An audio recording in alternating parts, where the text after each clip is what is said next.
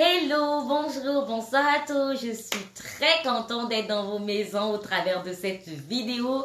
Une fois de plus, mon nom c'est Sarah Moussondi et ce soir, je suis très contente parce que je suis encore avec vous et vous êtes avec moi au travers de cette vidéo et au travers de vos commentaires. Alors, ce soir, je veux répondre à une question qui revient vraiment dans les commentaires, également de manière en privé. Il y a beaucoup de gens qui me posent cette question. Donc, j'ai décidé de faire cette vidéo pour pouvoir répondre à cette question. Parce que répondre de manière individuelle, parfois je suis en train de travailler, parfois je suis occupée par mes autres choses. Et j'ai pas le temps vraiment de vous répondre de manière individuelle. Donc, du coup, je fais cette vidéo vraiment pour donner une réponse par rapport à cette question. Mais avant, je vais vous demander de vous abonner, de liker, de partager. Pour ceux ou celles qui sont nouvelles ou ceux qui sont nouveaux sur notre chaîne, je vous demande de vous abonner parce qu'ici, nous sommes une famille et une famille, ça s'entraide. Donc, pour ceux qui sont anciens, les membres de la famille, vous connaissez déjà la devise, partagez sans limite, likez, commentez, posez des questions. Moi, je vais aller faire mes recherches, je vais aller sous le verglas, sous le froid, le grand froid du Canada. Pour aller au fin fond, pour aller chercher des réponses pour vous et vous ramener des réponses par rapport à vos préoccupations. Donc, voilà, abonnez-vous, likez, partagez, commentez, s'il vous plaît. Celui qui n'est pas informé est déformé. Et ici, on refuse d'être déformé, on veut être informé. Donc, avant de commencer, je vais d'abord réitérer un message très important. C'est un avis de non-responsabilité. Je ne suis pas consultante en immigration.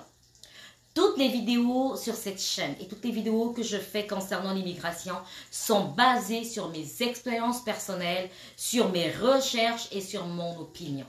Donc, les recherches, c'est vraiment sur le site du gouvernement, c'est ouvert à tous et il y a certaines personnes qui n'ont pas accès. Ceux qui sont par exemple en Afrique, ceux qui sont dans d'autres pays que le Canada, ils ne peuvent pas imaginer qu'il y a le site du gouvernement qui existe et il y a toutes les informations. Donc, c'est vraiment ça et également le quotidien qui nous enseigne ici au Canada et notre façon de faire des choses, les erreurs qu'on a faites ou encore des choses qu'on a faites qui nous ont permis de pouvoir avoir des choses plus rapidement au Canada. Donc, c'est vraiment cette expérience-là que j'apporte à tous au travers de mes vidéos. Donc, toutes les vidéos de la chaîne sont réalisées à des fins éducatives, voilà, éducatives et du divertissement, de l'enseignement, pour informer, comme je dis toujours, pour former, pour informer, pour édifier, pour encourager, pour sensibiliser, pour conscientiser, pour pouvoir donner les gens l'information qu'ils n'ont pas. Donc, s'il vous plaît, je répète encore, je ne fais pas les dossiers des gens, je ne suis pas consultante d'immigration, je n'ai pas le mandat de le faire. Moi, je viens simplement vous informer. Donc, j'espère que ce petit message va vous aider dans toutes les décisions que vous allez prendre. Vous avez le choix, vous pouvez aller sur le site du gouvernement et vous pouvez prendre votre décision par rapport à chaque procédure que vous allez faire. Moi, je ne fais pas de procédure et je ne propose pas non plus d'emploi. Je vous montre les différentes options à travers mes vidéos, comment immigrer rapidement et facilement sans agent au Canada. Comment éviter de dépenser des millions par un agent, parfois qui n'est même pas membre de l'immigration, pour pouvoir immigrer au Canada vous-même en faisant votre demande seule et une demande fiable, sûre et rapide. Donc, c'est ça. Alors, ce soir, nous allons parler de l'après-demande. Donc, quand vous avez fait une demande ou lorsque vous avez fait une demande de visa, quel que soit le type de visa que vous avez demandé, alors, c'est quoi la procédure à suivre? Comme je l'avais dit dans des vidéos précédentes, là, je vais plus parler du traitement de la demande de visa visiteur. Quand vous avez fait ou lorsque vous avez fait une demande de visa, il y a deux façons de le faire. Soit en ligne ou soit par la poste. Donc, si vous avez fait en ligne, normalement, vous allez voir que tous les documents seront téléversés en ligne et vous aurez la possibilité de pouvoir voir le statut de votre demande. Si vous avez fait par la poste, vous allez recevoir aussi des documents par la poste, le délai sera plus long. Donc, ce qui fait à ce que votre dossier puisse vraiment aller plus vite, le traitement, c'est vraiment de le faire en ligne. Et c'est ce que je recommande à 100%, de faire votre demande en ligne. Lorsque vous avez effectué votre demande en ligne, vous avez téléversé tous les documents nécessaires. Et je vais réitérer aujourd'hui, l'important et le plus important, lorsque vous faites votre demande de visa, c'est de mettre une date d'arrivée et une date de départ. Une preuve de votre attachement avec votre pays. S'il n'y a pas cela, croyez-moi, votre demande sera traitée et le visa sera refusé. Et quand le visa sera refusé, il y aura une note. Ça, on va en arriver tantôt. Donc, quand vous téléversez vos documents, mettez tous les documents possibles. Quand vous avez fini de téléverser vos documents, généralement, le gouvernement met un message ou on vous envoie un message pour vous dire que vous serez informé dès qu'il y aura des mises à jour, que vous allez recevoir un courriel, des trucs comme ça parce que vous avez une votre courriel. Non, ne vous fiez pas à ce message-là parce que, croyez-moi, le courriel peut arriver ou ne peut pas arriver. Donc, vous allez, moi je vais vous prendre juste un exemple. J'ai quelqu'un qui avait fait une demande de visa visiteur et c'était juste en cette date-là du mois de janvier. La personne attendait une réponse depuis, mais la personne n'avait pas reçu de réponse. Donc, la personne avait téléversé tous ses documents sauf un document qui prouvait l'attachement avec son pays. Donc, la personne attendait un courriel de la part du gouvernement, mais n'a jamais reçu de courriel. Donc, c'est je pense, le 24 janvier. Et puis, comme ça, j'ai dit, écoute, toi, tu as fait une demande depuis longtemps. Est-ce que tu n'as pas vérifié ton truc? Écoute, donne-moi, je vais vérifier pour toi. Donc, je suis rentrée, j'ai vérifié, parce que la personne m'avait donné l'accès à son dossier. J'ai vérifié et j'ai vu que la personne avait eu la réponse. Donc, la personne avait eu la réponse et la réponse était envoyée depuis le 4 janvier. On était le 24, donc 20 jours plus tard. Donc, si je n'avais pas eu ce réflexe de vérifier la personne était en attente du message, malheureusement, le gouvernement avait déjà répondu dans son dossier. Donc, ayez la notion de pouvoir vérifier votre dossier constamment. Même si vous savez que ça fait 2 jours que vous avez fait votre demande. Après 3 jours, vérifiez. On ne sait jamais. Peut-être que la demande était le traitement était très rapide et que vous avez déjà eu votre réponse.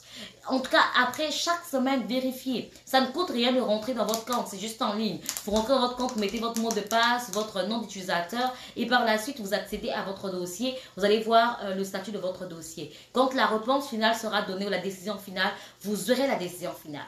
Maintenant, on va passer à l'étape où vous avez eu la décision finale, vous avez vu la décision finale et c'est un refus. Lorsque le Canada vous donne un refus, il y a toujours un message qui accompagne. Ils vont vous dire de vérifier que vous avez reçu un message pour pouvoir comprendre exactement le pourquoi on vous a donné un refus. Donc, dans ce message-là, il vous explique la raison du refus. Ça peut être que vos dossiers ne sont pas complets, ça peut être que, comme je vous ai dit, vous n'êtes pas convaincant. Ça peut être que vous n'avez pas suffisamment de fonds pour pouvoir subvenir à vos besoins au Canada. Ça peut être le fait que vous n'avez pas montré un attachement à votre pays, ce qui prouve que vous allez repartir. Donc, d'où l'importance d'avoir, si c'est une réservation d'hôtel, le visa visiteur, ce n'est pas seulement avoir une invitation. Parce que l'invitation ne garantit pas que vous aurez le visa. L'invitation, ça va juste appuyer votre demande, mais ça ne garantit pas que vous aurez le visa parce que vous avez une invitation. Donc, il faut vous dire que quand vous faites votre demande, il faut toujours mettre la réservation du billet aller-retour. Ça, c'est quelque chose qui prouve que vous allez repartir. Vous allez aussi expliquer que vous n'avez pas mis... vous n'avez pas mis une confirmation de billet parce que ce n'est pas remboursable, par exemple, et que le billet n'est pas modifiable, puisque vous ne savez pas la date à laquelle votre visa sortira ou votre acceptation, d'où la raison pour laquelle vous avez fait une réservation pour le billet. Mais dès que vous aurez votre réponse, vous allez faire une confirmation de votre billet. Deuxièmement, vous devrez montrer un attachement à votre pays. Par exemple, vous êtes commerçant, vous êtes homme d'affaires. Vous avez des entreprises, vous avez des business et tout. Vous devez prouver que vous avez des business dans votre pays et que ces business ont besoin de vous pour tourner. Par exemple, vous êtes vous êtes travailleur dans une compagnie ou dans une entreprise, il faudrait la lettre de votre employeur qui dit que vous allez quitter à telle date et que vous allez reprendre votre boulot à telle date. Donc, votre réservation de billets doit être également compatible avec la date de vos congés. Que ça ne puisse pas se contredire, sinon vous aurez un refus. Donc, veillez à tout cela, des papiers qui prouvent vraiment que vous avez des attachements à votre pays, que vous allez vraiment repartir. Donc, dans la lettre d'invitation aussi, je vais recommander et je vais vous conseiller vraiment de demander à la personne qui fait s'il y a lieu de faire une lettre d'invitation, de vous faire la lettre d'invitation et de mentionner la date de départ et la date de retour, la date d'arrivée et la date de retour. Donc, c'est ça.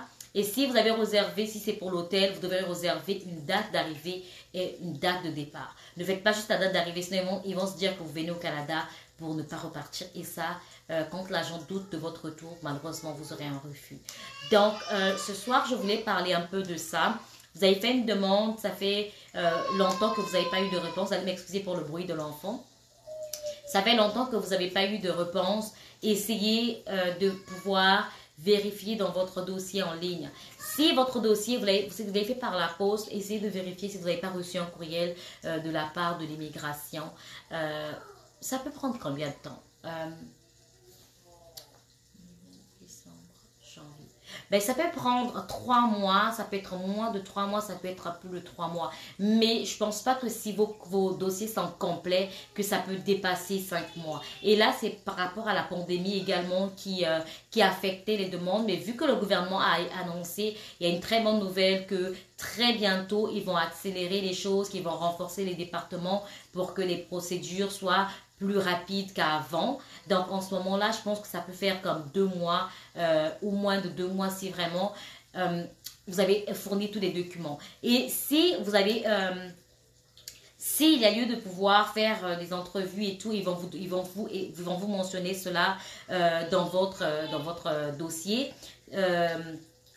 Donc, ils pourront aussi vous demander de vous présenter à une entrevue qui sera effectuée par leurs représentants dans votre pays, d'envoyer d'autres renseignements, de vous soumettre à un examen médical, d'obtenir un certificat de police. Donc, ils peuvent vous demander ces informations. Je vais juste voir la mise à jour par rapport au délai. Donc, en raison des répercussions de la COVID, nous ne pouvons pas traiter les demandes normalement. Donc, ça, ils sont déjà en train de vous informer. Fournir les détails de traitement précis pour la plupart des demandes. Donc, on va voir au moins... je ne sais pas s'ils n'ont pas mis vraiment un délai, mais parfois ils mettent un peu le délai. Donc maintenant, s'ils ont approuvé votre demande, on va voir si vous avez présenté une demande en ligne, comme je venais de le dire, vous recevrez 2 lettres dans votre compte. Donc, c'est bien dans le compte. Leur lettre de décision et leur lettre présentant les directives d'envoi de votre passeport.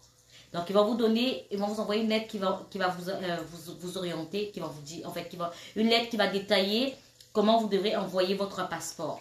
Donc, cette approbation ne signifie pas que vous êtes autorisé à voyager au Canada. Vous devez attendre que nous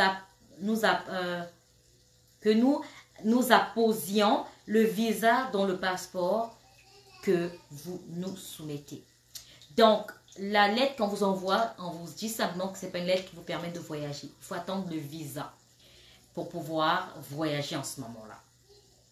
Donc, si vous avez présenté une demande par papier, si votre demande est approuvée, tout document original, y compris votre passeport, renfermant le visa, vous sera envoyé.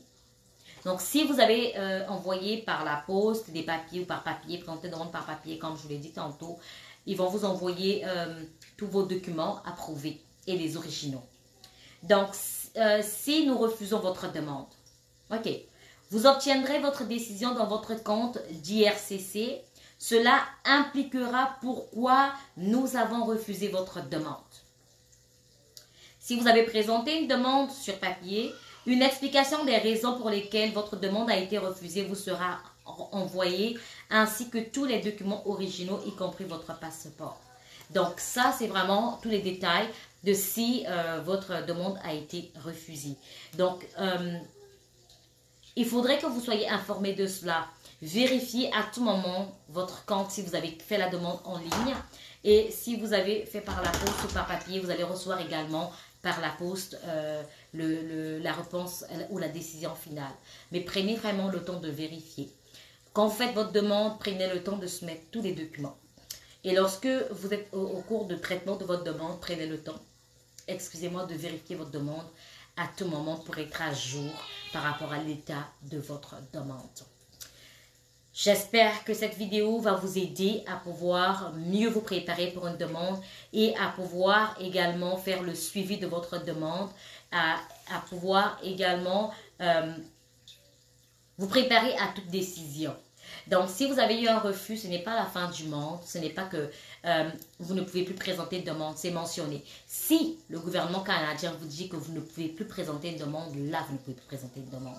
Mais si, généralement, quand ils font un refus, ils mettent également en bas que vous pouvez présenter encore une demande. Si vous apportez des nouveaux éléments, en fait, par rapport au refus. Donc, si on a refusé parce qu'on a dit que vous n'étiez pas convaincant par rapport à vos intentions de venir au Canada, vous devrez apporter des éléments concrets qui vont venir expliquer ou les convaincre par rapport à leur décision. Si on a dit que vous n'avez pas suffisamment de fonds, vous devrez, par exemple, montrer que votre compte est bien garni pour votre demande, parce que vous venez pour 2-3 jours, je ne sais pas, pour une semaine. Donc, par rapport à cela, vous devez apporter une preuve et en ce moment, vous pouvez refaire une autre demande. Donc, ne faites pas la même demande et renvoyez. Ne prenez pas, je aussi vous conseiller de ne pas prendre un consultant d'immigration pour refaire la même demande. C'est bien écrit sur le site du gouvernement. Même si vous prenez un consultant pour faire la même demande, la demande sera encore refusée et vous allez perdre votre argent parce que l'argent que vous avez dépensé pour la première demande n'est pas remboursable.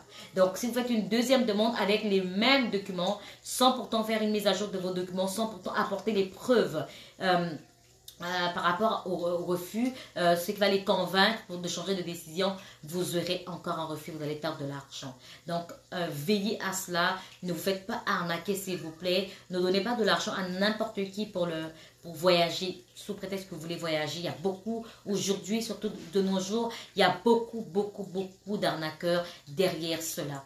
Il y a beaucoup qui se font de l'argent sale, qui vous bouffent de l'argent et ils vont disparaître derrière le mot voyage. Donc, soyez très vigilants, soyez très sages.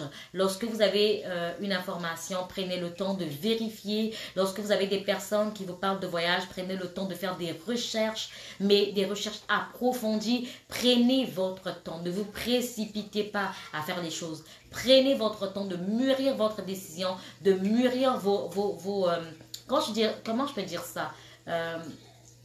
Vos recherches, de mûrir également vos investigations. Parce qu'une personne se présente, vous dit, oui, moi je suis capable de vous faire ceci, d'accélérer votre demande. Il n'est pas capable parce qu'il ne travaille pas l'immigration. Il n'a même pas d'influence sur le bureau de visa. Croyez-moi, le Canada, là, il n'y a pas d'influence. Il n'y a pas comment je peux dire, de pot de vin. Il n'y a pas de pot de vin. Donc, il faut vraiment faire les choses proprement et clairement. Quand vous faites les choses proprement et clairement et que vous partez sur la bonne voie, vous aurez également un bon résultat. Mais quand vous partez dans des mauvaises voies, vous aurez également des mauvais résultats. La personne va vous bouffer $2000, $3000, $5000 et par la suite, vous allez pleurer parce que vous avez perdu beaucoup d'argent, l'argent travaillé durement. Je sais comment se travaille l'argent, je sais que c'est pas facile. Personne ne va dire que l'argent tombe du ciel, c'est vraiment difficile. Chacun, on travaille dur pour avoir de l'argent et on veut également que quand on investit dans quelque chose ou qu'on fait un projet de voyage ou je ne sais de quoi, vraiment que ce projet puisse réussir. Donc, je vous conseille de pouvoir faire les choses bien afin d'avoir de bons résultats. J'espère que cette vidéo va vous plaire et j'espère que cela va vous aider dans vos démarches et dans vos décisions. Moi, je vous dis à très bientôt pour une autre vidéo, mais abonnez-vous, partagez, likez s'il vous plaît. Je fais beaucoup d'efforts pour pouvoir vous aider. Pour pouvoir vous aider dans vos démarches parce que je ne veux pas que vous puissiez également souffrir, que vous puissiez pas avoir. Vous savez, il y a parfois juste le manque d'information peut nous bloquer dans un endroit alors qu'on pouvait simplement avancer si on avait cette information-là. Si je le fais aujourd'hui, c'est par expérience. Parce que nous également, il y a beaucoup de choses qu'on n'a pas pu avoir comme information qui ne nous ont pas parfois aidés. Mais c'est au travers des recherches approfondies et tout qu'on a fini par se retrouver. Donc, comme j'ai dit, je ferai d'autres vidéos et tout pour expliquer. Il n'y a pas seulement ceux qui veulent venir, mais ceux qui sont également au Canada. Je ferai des vidéos pour les aider également à se retrouver au Canada parce que c'est important d'aider ceux qui viennent d'arriver vu que nous sommes passés par là dans un pays. Quand vous arrivez nouvellement, vous êtes étranger et quand vous êtes étranger, c'est pas facile pour vous. Donc, je vous dis à très bientôt pour une autre vidéo. Moi, je vous aime énormément. Beaucoup de bisous. À très bientôt.